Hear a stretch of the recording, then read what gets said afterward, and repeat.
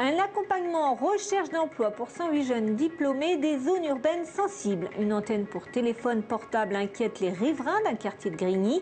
Les Essonniens produisent par an 10 kilos de déchets par an, de moins que la moyenne nationale. Le développement, Patrice Arditi.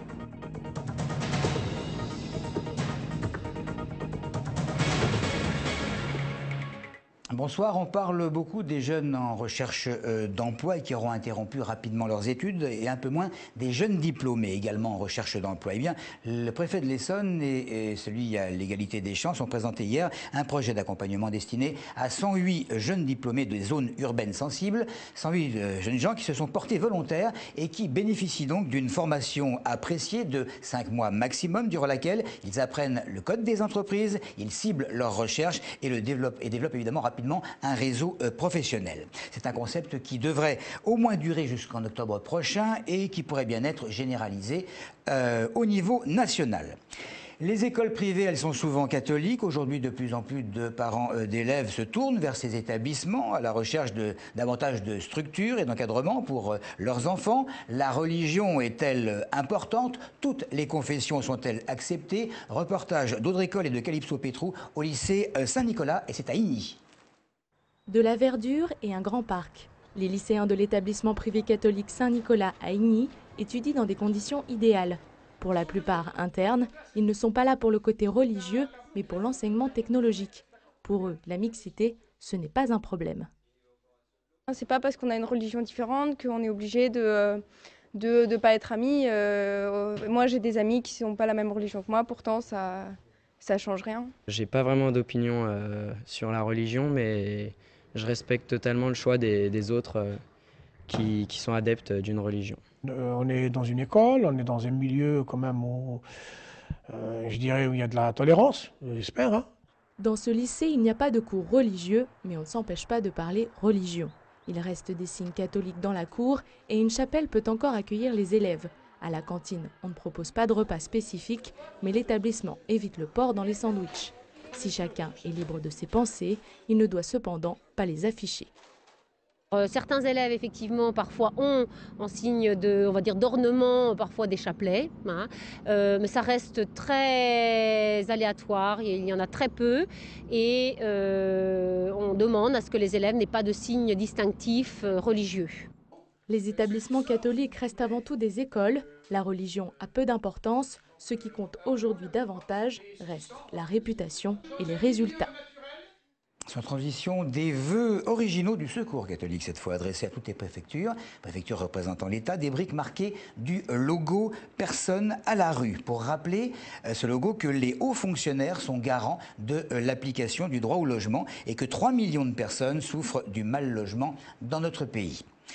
On sait que Fatima Ogbi, la suppléante de Julien Drey, a l'intention de briguer l'investiture. Les militants socialistes vont donc devoir trancher entre l'adjointe au maire de Grigny et Malek Bouti, celui qui entend bien succéder à l'actuel député de la 10e circonscription. Mais qui choisir?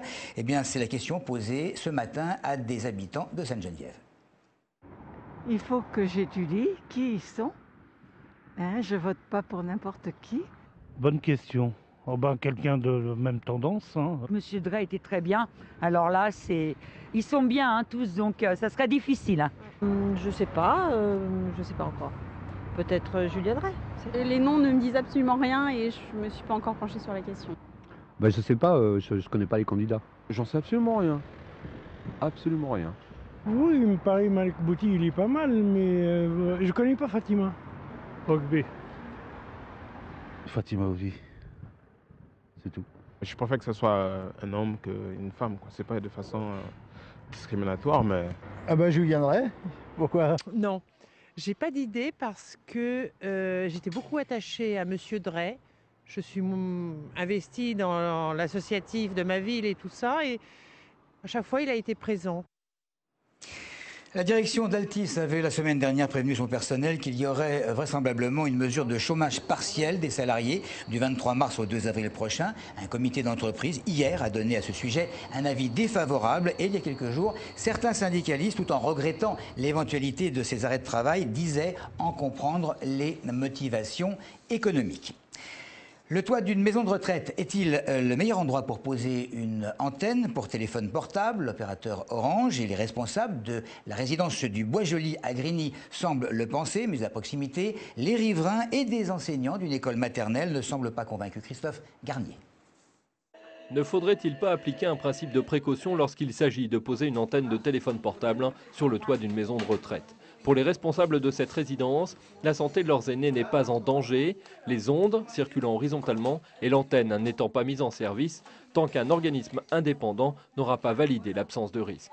Le niveau d'émission de l'antenne tel qu'il a été contractualisé avec Orange est 60 fois inférieur au niveau de la loi.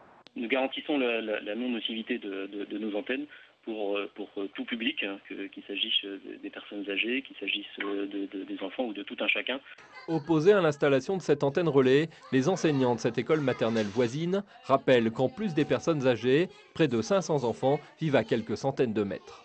C'est scandaleux et puis c'est dommage parce que si jamais il s'avère que c'est réellement embêtant à terme, ça fera des générations d'enfants qui diront bah, nous on ne savait pas. Et nous, les enseignants, on ne pourra que leur dire bah, nous on savait, mais ça s'est fait quand même. Si on a interdit les mobiles aux enfants, c'est probablement pas que par principe de précaution, mais c'est qu'on a dû démontrer qu'il y avait quand même un certain nombre de nocivités potentielles. En plus des nuisances possibles pour la santé, les riverains redoutent des interférences avec les pacemakers des retraités. Le directeur de la résidence envisage, lui, d'acheter un minibus pour les seniors avec l'indemnisation que l'opérateur lui versera si l'antenne est mise en service. Un Essonien produit chaque année 10 kg de déchets recyclés de moins que la moyenne nationale. Il s'agit de faire mieux. Et les Essoniens recyclent chaque année 50 633 tonnes de déchets exactement. Tous les syndicats de traitement d'ordures ménagères du département renouvellent leur contrat et s'engagent en quelque sorte à plus recycler dans l'avenir. Autre chiffre, 170 600 € exactement pour réhabiliter, si je puis dire, la gare RERC de Longjumeau. Un coût supporté aux 2 tiers par la SNCF, 1 tiers par la ville. Réaménagement des rampes d'accès, nouvelles signalétiques, nouveaux écrans et éclairages reconsidérés. Le sport de ce week-end, pas mal de choses, de l'escrime tout d'abord avec le cercle de Dourdan qui organise demain une étape de la Coupe du Monde de sabre. Plusieurs dizaines de nations vont être représentées entre 14h et 21h au gymnase Nicolas Billot et Lino Ventura. On passe au rugby après sa victoire 45-15 face à Boulogne-Billancourt. Le RC Massy-Essonne continue sa course-poursuite pour rattraper l'équipe de Lille en tête du classement. Les Massicois se déplacent à Strasbourg dimanche donc pour enregistrer une deuxième victoire cette année en Fédéral 1. Et dans le même temps, l'équipe d'Orsay va recevoir la formation de Rouen en Fédéral. En handball, lanterne rouge du championnat de Pro D2, le Massy-Essonne va se déplacer à Angers demain pour tenter de renouer avec la victoire en championnat. Les hommes de Benjamin Brault vont devoir marquer des points pour combler leur retard au classement sur Nanterre et sur Angers. Et puis, on va terminer avec le foot. Après un bon match nul 0-0 à Montpellier dimanche dernier, le FCF Juvisy va tenter dimanche de prendre sa revanche sur l'équipe de Saint-Étienne. Les joueuses stéphanoises avaient infligé, on s'en souvient, la seule défaite en championnat des Essonniennes, 4-1. Et cela, il y a quelques mois. Les filles de Sandrine Mativet qui ont donc besoin, bien sûr, impérativement de l'emporter pour rester au contact de Lyon au classement de la Division 1. Le coup d'envoi du match, c'est à 15h30 au stade Robert Bobin à Bondoufle, évidemment. Merci de votre fidélité.